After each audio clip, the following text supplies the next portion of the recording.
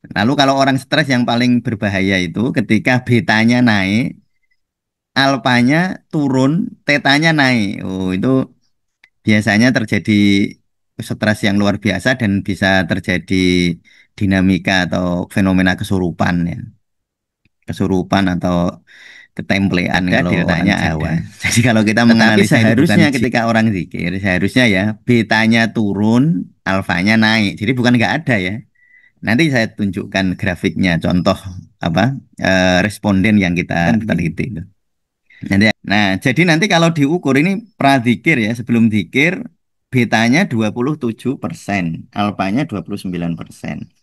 Seharusnya pada saat zikir itu betanya turun, alfanya naik gitu. Harusnya. Nah, coba hasilnya. Nah, ternyata benar ini pada saat zikir betanya ya tadi ya, betanya 27% nih.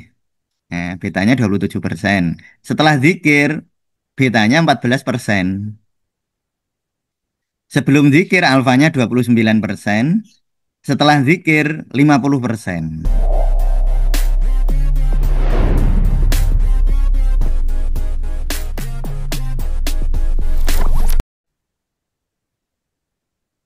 Assalamualaikum warahmatullahi wabarakatuh.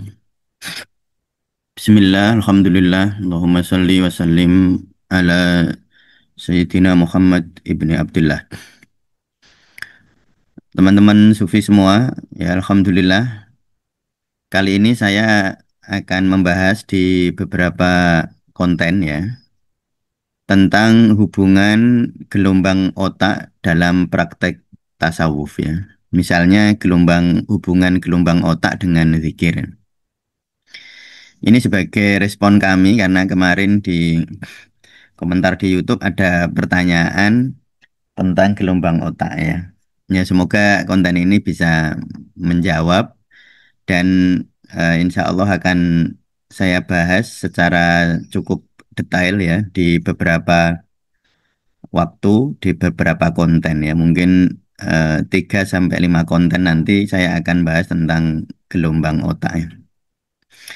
Jadi gelombang otak itu salah satu biomarker ya, ya penanda biologis lah. Apakah sesuatu intervensi termasuk praktek tasawuf misalnya zikir atau sholat itu bermanfaat secara nyata di sistem biologis kita atau tidak ya. Ya tentu itu sangat tergantung ya kita tidak menilai syariatnya tetapi kita menilai eh, apa namanya yang sholat ya. Jadi yang menilai yang melakukan bukan syariatnya. Tentu kalau syariat adalah sesuatu yang di diturunkan oleh Allah yang diperintahkan oleh Allah melalui nabinya dan tentu itu sangat baik ya. Cuma kadang-kadang kita ini yang melakukan itu tidak sesuai atau belum sesuai dengan harapan-harapan semacam itu ya. Jadi sekali lagi ini bukan untuk menilai syariatnya tetapi kita melihat prakteknya di masyarakat ya. Ya baik ya. Jadi gelombang otak adalah salah satu penanda biologis yang bisa kita jadikan tanda di dalam praktek tasawuf ya.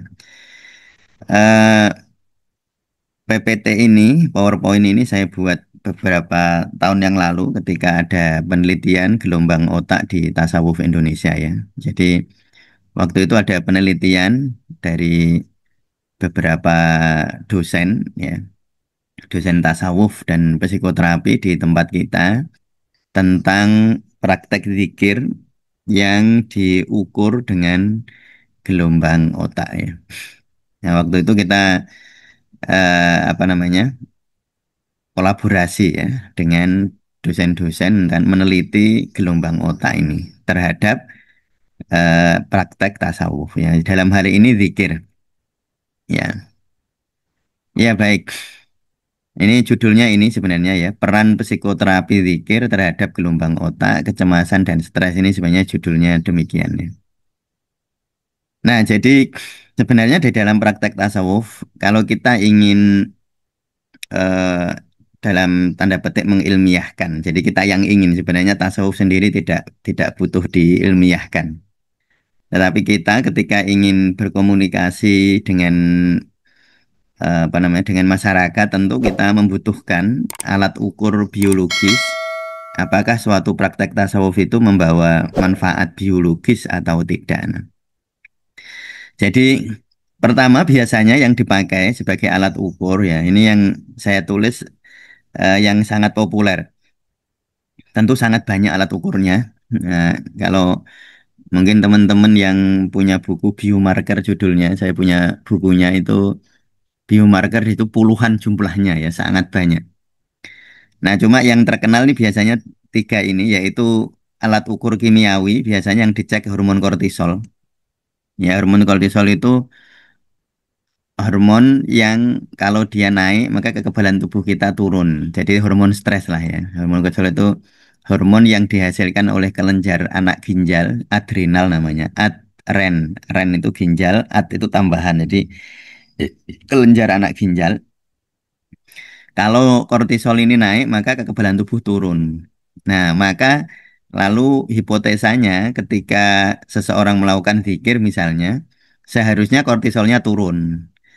Jadi kalau orang zikir kortisolnya turun, nah maka konsekuensinya nanti kekebalan tubuhnya naik. Tetapi kalau orang zikir kortisolnya justru naik, berarti bukan zikirnya sekali lagi ya. Saya sampaikan ini bukan untuk menilai menilai syariatnya, tapi menilai pelakunya.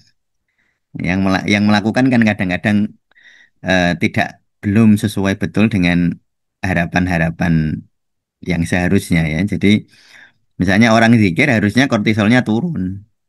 Kalau kortisnya turun, kekebalan tubuh naik.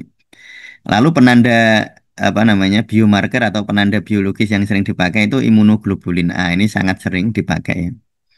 Ada sebuah jurnal misalnya ketika seseorang itu mengalami suasana emosi yang sangat positif, terutama apa emosi luhur, misalnya rasa syukur, optimisme gitu ya, kelegaan itu ketika orang mengalami rasa syukur 3 sampai 9 menit maka terjadi peningkatan imunoglobulin A. Ini imunoglobulin A ini pelindung utama di dalam sistem pernafasan kita bagian atas ya. Ini sistem kekebalan tubuh. Jadi antibodi namanya, antibodi A atau imunoglobulin A.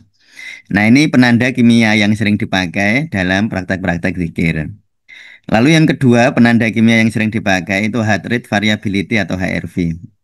Kita menggunakan polar 10 ya, menggunakan polar 10 kita cek gitu. Jadi kalau orang zikir HRV-nya harusnya membaik, harusnya meningkat.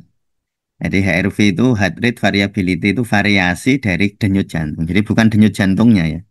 Heart rate itu denyut jantung. Jadi kalau orang apa namanya semenit itu denyut jantungnya misalnya 70 kali, berarti heart rate-nya 70 kali. Nah, kalau HRV itu kualitas antar denyut. Jadi setiap denyutnya itu nanti diukur. Nah, kita juga sering pakai ya alat HRV ini namanya Polar 10 ya untuk ngecek peningkatan atau penurunan atau mengukur HRV. Nah, lalu yang ketiga yang dalam konteks yang sedang kita bahas itu gelombang otak. Kita menggunakan muse. Alatnya namanya muse untuk mengukur gelombang otak ya. Jadi pada saat zikir nanti terlihat tuh gelombang otaknya bagaimana ya. Ya, jadi namanya ini biomarker sehingga nanti teman-teman memahami apa gunanya sih kita apa namanya berzikir itu. Oh, ternyata kalau orang berzikir itu gelombang otaknya demikian. Kalau orang berzikir itu HRV-nya demikian. Kalau orang berzikir itu kortisol atau imunoglobulin A demikian gitu. Ya, baik. Nah, ini teori-teori zikirnya tentu tidak saya bahas. Ini waktu saya bahas waktu FGD penelitian ya. Nah, gelombang otak itu sebenarnya apa? Gelombang otak itu terjadi karena ada kejutan listrik. Jadi otak kita itu ada kejutan-kejutan listriknya. Ada aliran-aliran listrik yang memiliki amplitudo dan frekuensi. Ya, besar kecilnya dan jumlah getarannya. Itu frekuensi itu betah getaran. Nah, gelombang otak itu diukur apa diklasifikasi berdasarkan frekuensinya ya. Jadi klasifikasi gelombang otak itu berdasarkan jumlah gelombangnya per menit. Nah, sehingga pembagiannya itu begini. Beta ini gelombang otak paling cepat. Alfa lebih lambat, theta lambat, lalu delta sangat lambat. Nanti ada gamma sebenarnya. Nah, tetapi kita yang kita bahas nanti 4 ya. Nanti kita akan bahas gelombang beta itu apa, gelombang alfa itu apa, gelombang theta itu apa. Jadi pada prinsipnya teman-teman, ketika seseorang gelombang otaknya makin cepat, berarti dia sedang bekerja keras ya. Nah, kalau lama nanti menimbulkan stres itu. Maka kalau orang zikir harusnya yang dominan bukan beta gitu. Jadi yang kalau orang zikir yang dominan beta berarti dia zikirnya itu stres. Nah, zikirnya dia membuat malah stres gitu. Dan itu tentu dalam praktek banyak karena banyak orang zikir terpaksa misalnya. Nah, mau zikir justru tegang. Makanya saya sering menyampaikan kalau di ngaji zikir nafas ya, zikir itu di ruang dada, bukan di kepala. Kalau di kepala namanya mikir. Nah, kalau mikir itu nanti mengaktifkan gelombang yang dominan nanti gelombang beta. Nah, yang perlu teman-teman pahami adalah kadang-kadang orang itu mungkin kita membayangkan, bahkan yang berpendidikan juga itu kadang-kadang membayangkan bahwa gelombang otak itu mesti satu nanti. Oh, kalau zikir gelombangnya alfa, kalau nggak zikir gelombangnya beta. Seakan-akan ketika beta, alfanya nggak ada, tetanya nggak ada, deltanya nggak ada. Jadi gelombang otak itu sebenarnya bukan demikian, dia bukan tunggal. Jadi semua ini selalu ada nanti. Orang zikir, betanya tetap ada, alfanya ada, tetanya ada, deltanya ada. Tetapi seharusnya ketika orang zikir, seharusnya ya, betanya turun, alfanya naik. Jadi bukan nggak ada ya. Nanti saya tunjukkan grafiknya, contoh apa responden yang kita teliti itu. Nanti akan lihat sehingga teman-teman memahami bahwa gelombang otak itu bukan terus bayangannya oh kalau kamu zikir gelombangmu alfa, bukan yang benar dominan alfa. Nah, betanya ada, ya, harusnya turun ya. Lalu kalau orang stres yang paling berbahaya itu ketika betanya naik, alfanya turun, tetanya naik. Oh, itu biasanya terjadi stres yang luar biasa dan bisa terjadi dinamika atau fenomena kesurupan ya. Kesurupan atau ketemplean kalau orang Jawa. Jadi kalau kita menganalisnya itu bukan jin, tapi itu ketegangan pikiran ya. Ketegangan pikiran saat dibacakan ayat-ayat Al-Quran misalnya. Jadi kalau ada orang diruqyah misalnya, kok dia teriak-teriak, itu bisa kita analisis dari sini. Nggak harus menalisis, oh jinnya siapa gitu, enggak. Yang kita perlukan sebenarnya nanti meningkatkan alfa. Kalau gelombang alfanya naik ya kesurupannya sembuh gitu. Sebenarnya begitu kalau gelombang alfanya naik, dia nggak kesurupan. Yang bikin kesurupan itu betanya naik, alfanya turun, tetanya naik. Nanti teman-teman akan memahami ya. Silahkan diikuti ini sampai sampai akhir ya, biar teman-teman memahami. Nah, jadi gelombang otak itu begini teman-teman. Ya, yang disebut teman-teman, oh gelombangnya beta. Itu bukan gelombang alfa, theta, delta, nggak ada bukan. Nah, silakan teman-teman memahami dulu. Ini ada gambar ya. Warnanya abu-abu, ini beta. Ya, abu-abu ini beta. Lalu yang hijau ini alfa ya. Yang kuning ini theta, yang merah ini delta. Nah, pada orang yang disebut gelombang beta adalah ketika gelombang betanya dominan. Nah, ini makanya dia menggelembung, dia dominan ya, sangat banyak gelombang betanya. Tetapi gelombang alfanya sedikit. Nah, ini gelombang tetanya sedikit, deltanya sedikit. Nah, ini yang membuat apa orang dalam keadaan stres ya. Jadi gelombang alfanya meningkat. Nah, gelombang alfa ini gelombang alfanya yang meningkat, yang hijau ini. Yang hijau ini meningkat. Ya, yang gelombang betanya tidak meningkat. Nah, ini biasanya terjadi pada awal-awal atau awal menjelang pertengahan orang zikir ya. Nanti gelombang alfanya meningkat. Ini sebenarnya yang paling penting itu peningkatan alfa di dalam zikir ya. Jadi kalau zikir itu gelombang alfanya nggak meningkat itu teman-teman harusnya oh, zikir saya kurangnya apa gitu. Harus bukan bukan syariat zikirnya yang diubah ya, tetapi kondisi batin pada saat berzikir itu. Nah, gelombang theta itu ini yang kuning ini. Ini gelombang tetanya dia yang meningkat. Nah, namanya dia gelombang theta, tetapi alfanya tetap ada, betanya tetap ada, deltanya tetap ada.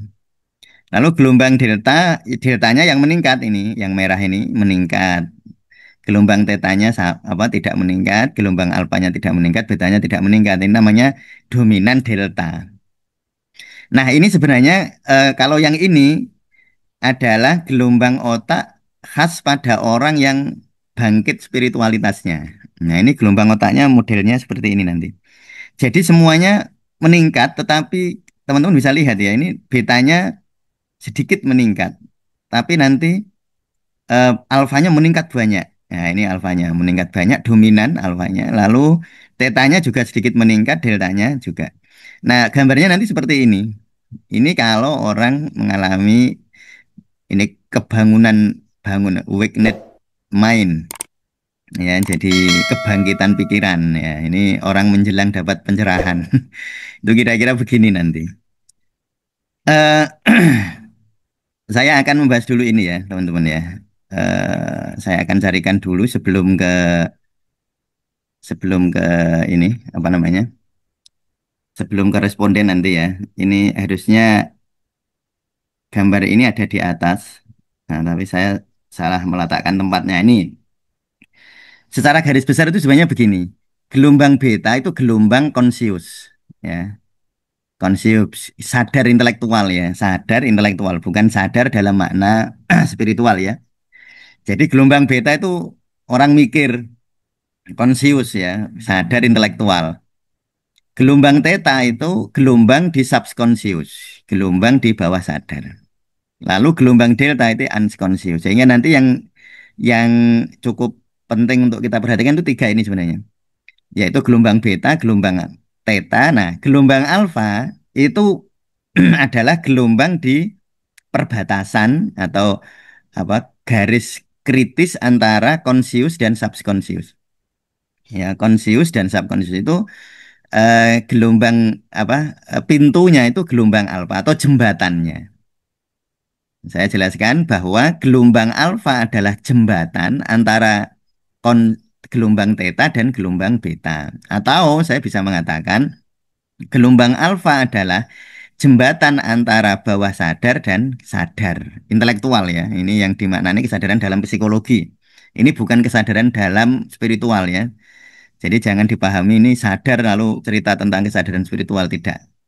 Ini cerita tentang kesadaran psikologis, biopsikologis. Nah, jadi gelombang alfa itu jembatan. Nah, coba teman-teman bayangkan ketika orang gelombang alfanya turun, sementara gelombang tetanya naik, jembatannya mengecil. Nah, nanti terjadi penumpukan di sini, penumpukan pikiran di sini. Kalau numpuk nanti stres orangnya. Apalagi kalau diikuti gelombang tetanya ikut naik. Gelombang teta naik, tetapi gelombang alfanya turun, gelombang betanya naik. Nah, itu dua, teman-teman bisa bayangkan ada dua orang mau menyeberang, ada dua kelompok mau menyeberang jembatan, tapi jembatannya kecil, tapi yang mau nyeberang banyak ya. Kan nanti terjadi apa keributan di sana. Nah, itu yang sering terjadi problem stres, lalu depresi, lalu bahkan bisa kesurupan, bisa ketempelan kalau orang Jawa nyebutnya. Ya, jadi itu sebenarnya kalau kita di tasawuf Indonesia tidak membahas jin, jinnya apa gitu enggak. Yang kita bahas itu ini hal-hal yang lebih apa yang bersifat logik ya. Kalau hal semacam itu kita enggak tidak kita bahas di tasawuf Indonesia. Nah, jadi gitu ya. Teman-teman memahami, ya silahkan dipahami bahwa gelombang alfa adalah jembatan antara gelombang theta dan beta. Gelombang alfa adalah jembatan antara conscious dan subconscious. Maka gelombang alfa ini tidak boleh mengecil. Nanti ada konstrik gelombang alfa. Jadi gelombang alfanya mengecil. Just dikir tuh kok begitu berarti dikirnya ini cara dikirnya dia berarti harus dievaluasi ya. Jadi kalau orang dikir kok gelombang alfanya mengecil berarti cara dikirnya harus dievaluasi. Nah, baik. Sekarang teman-teman sudah memahami tentang gelombang alfa bahwa gelombang alfa adalah jembatan jadi dari gelombang apa namanya? Gelombang theta dan gelombang beta. Jadi gelombang alfa seharusnya naik. Ya, harusnya seperti ini nih minimal ya. Kalau terjadi gelombang betanya naik, terus gelombang tetanya naik, jadi nanti begini, terus kecil, terus begini. Jadi betanya naik, teta alfanya mengecil. Nah, itu gelombang alfa yang paling tidak bagus ya. Nah, tadi saya sampaikan bahwa tidak berarti ketika orang itu gelombang betanya naik, terus alfanya nggak ada. Jadi ada. Jadi kalau di dalam ini gelombang otak itu begini nih. Ini hasil apa ini gelombang otak sebelum zikir salah satu responden. Ini saya ambil salah satu responden penelitian ya. Jadi ini yang merah ini delta ya. Ini delta. Selalu ada. Jadi 5 ini kalau di sini di alat muse apa muse alat muse namanya ya untuk mengecek gelombang otak itu ada 5 gelombang teman-teman ya. Delta, theta, alfa, beta, gamma. Gamma itu yang paling cepat ya gamma ini. Nah, jadi ini lambat sekali, lambat, cukup lambat, cepat, sangat cepat. Tapi gamma tidak kita bahas nanti. Nah, jadi gelombang ini kalau teman-teman lihat, gelombang deltanya 22%. Jadi nanti ada dihitung gitu ya. Jadi di alat itu nanti itu bisa dihitung, oh deltanya 22%. Terus alfanya 29%, betanya sekian. Ini ada kelihatan. Nah, tapi yang teman-teman harus pahami ini. Jadi gelombang itu lima-limanya ada ya. Yang merah ini gelombang delta. Yang hijau ini alfa, yang hijau ini. Ya kayak tadi nih. Tadi kan sudah saya jelaskan ini. Sesuai dengan ini ya. Jadi beta ini yang abu-abu, ini beta. Nah, ini teman-teman bisa lihat nanti gambarnya kayak gini nih. Nah, gambarnya kan tadi kan begini. Nah, nanti kalau dicek dengan alat muse, itu nanti kelihatan begini. Nah, jadi nanti kalau diukur ini pradikir ya, sebelum dikir, betanya 27%, alfanya 29%. Seharusnya pada saat dikir itu betanya turun, alfanya naik gitu. Harusnya. Nah, coba hasilnya. Nah, ternyata benar ini pada saat dikir, betanya, ya tadi ya, betanya 27% nih. Nah, betanya 27%. Setelah zikir, betanya 14%. Sebelum zikir alfanya 29%, setelah zikir 50%. Nah, ini contoh aja ini contoh ya. Jadi teman-teman harus paham bahwa gelombang otak itu tidak satu ya, banyak sebenarnya, bukan hanya 5 ini banyak. Nah, jadi kalau kita nyebut alfa, bukan berarti beta nggak ada, bukan berarti gamma nggak ada. Semua ada, cuma prosentasenya nanti yang naik turun ya. Ini contoh ya, gelombang pradikir. Betanya 27, lalu turun. Nah, jadi 14. Bagus berarti ya. Alfanya 29% lalu naik jadi 50%. Ini bagus juga. Memang seperti saya sampaikan tadi, gelombang otak yang seharusnya naik itu alfa pada saat zikir ya. Pada saat zikir. Nah, kalau zikir terjadi sebaliknya, saya eh, tidak, ini buat grafik ya. Ya, ini nggak usah dibahas, nanti aja ya. Nah, ini contoh lagi. Ini sebelum zikir, ini responden yang lain ya, responden yang lain. Sebelum zikir betanya 13. Setelah zikir betanya 11. Nah, itu ya. Sebelum zikir alfanya 25% ya. Setelah zikir alfanya turun. Nah, ini ini kemarin tak kasih contoh yang berarti zikirnya si responden ini saat berzikir dia malah tegang. Ya, apa gelombang alfanya malah turun, harusnya naik. Nah, harusnya ini teman-teman. Nah, ini tak kasih contoh dua. Yang satu zikir yang ideal ya tadi, betanya turun dari 4 ya, betanya turun dari 27 ke 14, terus alfanya naik. Nah, ini saya kasih contoh yang eh, zikirnya tepat ya, bagus. Nah, yang responden ini ternyata enggak. Ya, itu respondennya kalau nggak keliru ada 30 dulu ya. Tapi ini saya ambil dua aja untuk memberi contoh ke teman-teman. Ini betanya 13. Terus memang turun betanya teman-teman ya. Dari 13 betanya turun menjadi 11 ya. Lumayan bagus. Tetapi sayangnya ya alfanya 25 malah turun jadi 13. Nah ini kurang ideal berarti. Lalu berarti harus apa? Harus meningkatkan alfa. Nah, nanti ada teknik-tekniknya ya. Nanti kita akan belajar bagaimana meningkatkan gelombang alfa ya. Ini kan nanti saya bahas ya, gelombang alfa, cara meningkatkannya dengan misalnya sensualisasi. Cara melatih gelombang alfa itu sensual. Jadi saat zikir itu dirasakan betul. Di indranya dilibatkan. Jadi saat zikir misalnya Alhamdulillah itu dirasakan nikmat Allah misalnya Alhamdulillah sambil merasakan nikmat misalnya hari ini diberi rezeki oleh Allah. Nah, dirasakan betul dan rasanya bukan hanya rasa psikologis ya, rasa fisiknya. tubuh mana yang sangat nyaman. Nah, sensualisasi semacam itu sangat meningkatkan alfa. Nah, itu ya. Jadi ini saya kasih contoh responden ini responden 7 dan responden 9 ya. Responden 7 dia bagus, alfanya naik, betanya turun. Sedangkan responden 9 betanya turun memang, tetapi alfanya naik. Eh, apa? Alfanya turun ya. Betanya turun, alfanya turun. Harusnya betanya turun, alfanya naik. Nah, jadi gitu. Ini responden yang ke-9 ya. Nah, ini. Jadi yang merah ini merah-merah ini itu apa? Delta. Makanya kelihatan ini deltanya dia paling dominan ini. Nah, tapi waktu kita penelitian kita tidak melihat gelombang yang lain. Yang kita perhatikan itu beta dan alfa ya waktu itu. Nah, ini kalau pas sebelum zikir demikian gelombang otaknya, pas zikir demikian. Ternyata zikir berubah dia waktu zikir tetanya yang dominan. Awalnya kan delta tadi ya. Nah, ini malah tetanya yang dominan. Nah, alfanya turun, betanya sedikit turun. Nah, ini tentu kurang ideal di dalam apa? Di dalam praktek zikir.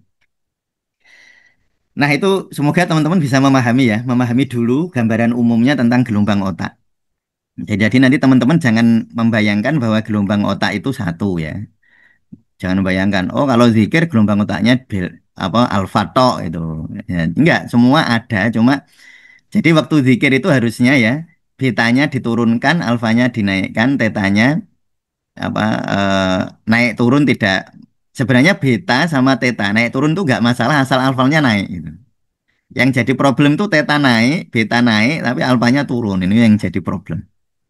Ya, nanti insya Allah teman-teman kita akan membahas ya. Eh, Mohon maaf jika pembahasannya agak jelimet. Memang kalau ilmu-ilmu semacam ini memang harus dijelaskan dengan kalau ingin memahami secara tepat ya harus harus mau apa mengikutinya secara lebih detail ya. Jadi jangan hanya lalu gimana caranya? Gimana caranya? Ya kita seringnya kan cari jawaban instan semacam itu ya.